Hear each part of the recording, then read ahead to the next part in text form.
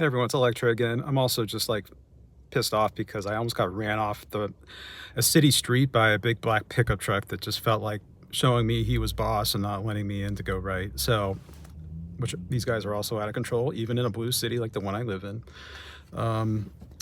Even though they got everything their way, supposedly. But anyway, yeah, this is a theory I've had for a long time, and trying to figure out what is going on with my parents, especially my dad. My mom isn't as bad. She at least actually considered voting for Kamala, but in the end did not. My father, I'm sure, I know for a fact my father never did, or any other option. So retirement, what does it do to people? I've had senior citizen parents now well, they've been in their 70s. My dad's 76, so for the last 5-6 years, I've observed retired 70-something-year-olds and how they are functioning in this world.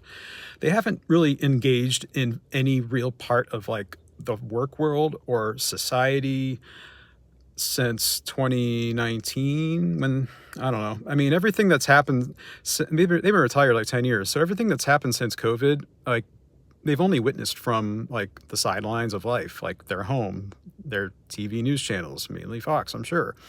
So they are living in a complete alternate reality. But at the same time, it also makes me feel like I'm the one that's in an alternate reality because like my, but anyway, yeah, I think it just ruins retired people. They just don't, I don't know what it is, but they never have to really get evaluated on a social level by anyone that isn't required to interact with them. Like they love going out to restaurants. Of course, the people that work there are going to just treat them well because it's their jobs and they want tips.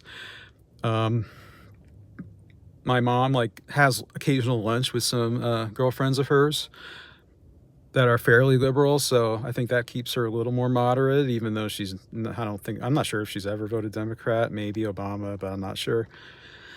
But